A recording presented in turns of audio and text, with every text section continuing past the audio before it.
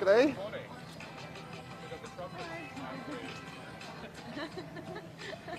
Herald my arrival. Is everyone good?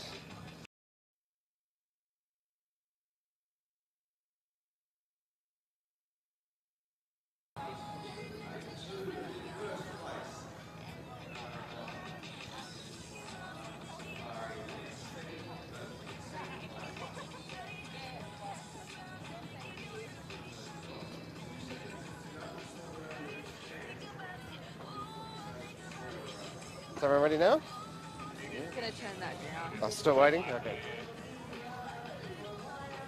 Feel free to start if you like. It's about to go off. Pretty good. Very good. Okay. Well, thanks everyone. It's great to be back here after coming towards the end of a really successful Ekka. Isn't it great to have the Ekka back after missing it those 2 years? Queensland's agricultural shows are the heart and soul of so many of our communities. And so today we're announcing that the Palaszczuk government will invest $2 million into our show societies. Of course, the largest of those shows is the Ekka, and they will share in that $2 million. $150,000 will go to the operations of the Ekka, and the other 128 show societies will share in the remainder of the $2 million, receiving grants from $5,000 up to $150,000.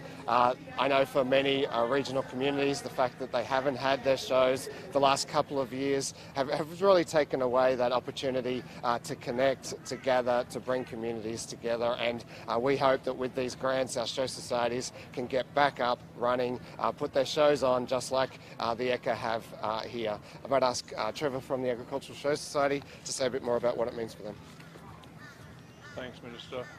It's really great that the government continues to support agricultural shows throughout 129 communities in Queensland. We actually held 116 of our 129 shows last year, and a lot of that was because we were able to get an approved industry plan. We were the only state to do that, and that allowed shows to go on. But under the requirements that we had to comply, it ate into reserves, and the money that's been pledged here today will help rebuild some of those reserves and allow those shows to continue well into the future. So we thank the Minister and his government for that continued support. Just one quick question. In terms of the economic loss for shows sort of across Queensland, what do you guys estimate that could be in the millions? Shows on old figures, and we're about to try to undertake a new economic and social and economic impact study. Shows contribute something like $10 billion to the Queensland community annually. So the economic loss to a lot of those communities, and we support shows throughout Queensland, so it's the length and breadth of Queensland, and the loss to those communities over the last year and a half has been devastating for most of those communities. What have been some of the issues that have sort of been a hindrance for shows financially? What's been the drain of these shows? The drain was having to meet the requirements that were required through the COVID meeting. So the crowd control, the sanitising, all of the requirements, a lot of the entries were affected. Our cookery was hit very hard because of the requirements that were put in place there. So it was the loss of income on a number of fronts, and people were just generally reticent to come out, even though they were COVID. Every one of our shows was a COVID-safe event, and we were very proud of the fact that 116 did go ahead, and they were all COVID-free and COVID-safe. Has insurance been an issue as well? Insurance is always going to be an issue, but it has become a significant problem. I know the Showmen's Guild have been reeling under that pressure in recent times, but I think it's one of the issues that is going to come more and more to the fore as time goes on, because there's a number of cases. There was a High Court ruling as recently as April this year where a camp drafter was awarded about $6.7 million. And the unfortunate thing about that ruling was that the event organisers were held culpable because the surface was considered unsafe.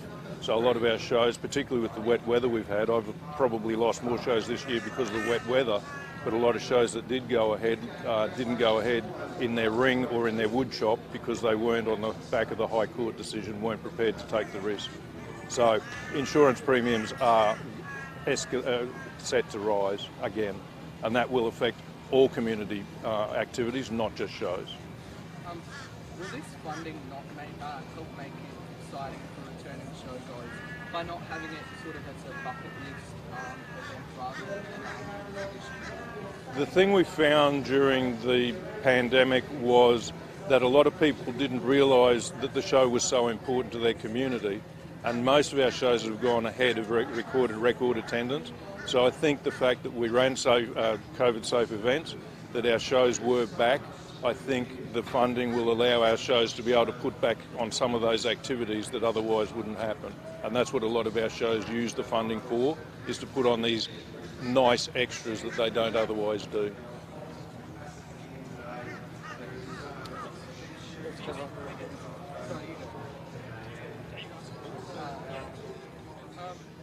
So you have to be the bearer of bad news last year in Queensland. Why is the Ekka such an I think all of us that grew up in Brisbane remember looking forward to the Ekka. It is the event on the calendar that brings the country to the city. It brings us all together, and of course it was heartbreaking to have to cancel it these last 2 years. It's been wonderful to be back here. The RNA have done a fantastic job, really successful event. There were nearly 40,000 people here yesterday, 60,000 on People's Day. They're a bit down on pre-COVID numbers, but that's not too surprising. I think they've done a really great job. And are you happy with those attendance numbers after 2 years? I think we can call this a very successful Ekka. It's wonderful to have the Ekka back. Just on some wait times for ambulances in Queensland. So we've got two stories. Two men have suffered medical emergencies and waited hours. One in particular called at 6 p.m. for a bowel obstruction, and the ambulance didn't arrive until after 11 o'clock. Is it unacceptable for these, ambulances to take so long in medical emergencies like bowel obstructions? We've got the story of a heart attack as well. They could have died. What is the state government doing to fix this issue? I know that our paramedics, our AMBOs, work incredibly hard to get to every single call as quickly as they possibly can. And in overall terms, their record continues to be very, very good, especially for those Code 1A emergency calls. But there are times when people have to wait. We have systems in place that prioritise and triage cases according to the urgency of medical treatment. Obviously, we don't want to ever see anyone wait longer than they should, but our paramedics are working as hard as they possibly can to get to everyone as quickly as they possibly can. In one of these instances, a man's wife had to drive into hospital because he was having a heart attack, waiting too long for an ambulance. He's received an apology from the Assistant Commissioner. Should it get to the point where they have to apologise to these patients? I know that the service works just as hard as they possibly can to get to everybody on time. Where they can't, it's appropriate that they look into that, and in some cases the Assistant Commissioner may issue that kind of apology to say that yes, we could have done better. We're always trying to do better, and that's why we continue to invest in more AMBOs, new ambulance stations, new trucks, new equipment for our ambulance officers, everything we can do to support them, because they do everything they can to take care of us. Particularly earlier this week, the Premier appeared to dismiss the prospect of the Lions playing at the RNA when the Gabba was being redeveloped. Can you clear up the confusion? The Lions believe they are playing at Brisbane here at the RNA, sorry. Well, I'm not aware of those specific plans. We're still at the stage of working through the detail of what the redevelopment, when the redevelopment will occur, and at that time we'll then be able to talk to the tenants, including the Lions, about what their arrangements will be in the interim. But until we know exactly which seasons the stadium will be under redevelopment, it's really too soon to get to the stage of discussing what the relocation plans for those will be. The redevelopment will be in the second half of the decade, so from 2025 onwards, so there's still plenty of time to work through those details. The AMAQ is asking for GPs to stay on longer, come back from retirement to help because of the crisis. Do you think that that's fair on older GPs to bring them back, or a good idea? Look, I know many of our hard-working health professionals have earned their retirement, and they are very pleased to stay retired. But where there are some who would happily help out, then I'm sure we can make use of them. Those kinds of registration arrangements that the AMA was talking about, I think they would need to be resolved at a national level. so that we had uniformity across the country. But certainly if the profession was supportive, if the Commonwealth was supportive, and if the doctors wanted to keep working, I think they can still make a really valuable contribution. Is there anything else the state can do to help, especially in the regional areas where they're calling it a crisis? Look, it is very hard to attract and retain people in regional areas, particularly where you have long-standing GPs who might have been in the community for 30, 40 years retiring. It's very hard to bring new people in. That's been amplified by the restrictions on skilled migration over the last couple of years. So we should start to see more skilled migrants coming into the country and into our regional areas going forward, and that will relieve some of that pressure. We have world-leading programs in rural generalism, in dual appointments between hospitals and GP practices. So there's a lot that we already do to encourage doctors into our rural, regional and remote communities, and we'll continue to work hard at that. Wayne Bennett today said that men, particularly those over 40, need to talk about their mental health because too many of them are dying. What do you make of those comments? And sorry, that as a man in his mid-40s, do you understand why men may not be sharing their concerns and their problems? Yeah, I do. Obviously, events this week are absolutely tragic, and it just brings home in a very high-profile way what we know is happening every single day. And I just say to any men out there that are struggling, please do reach out, talk to a mate, talk to a family member, call one of the helplines. There is so much support that is there and available to you, and there's no weakness in admitting that you need that support.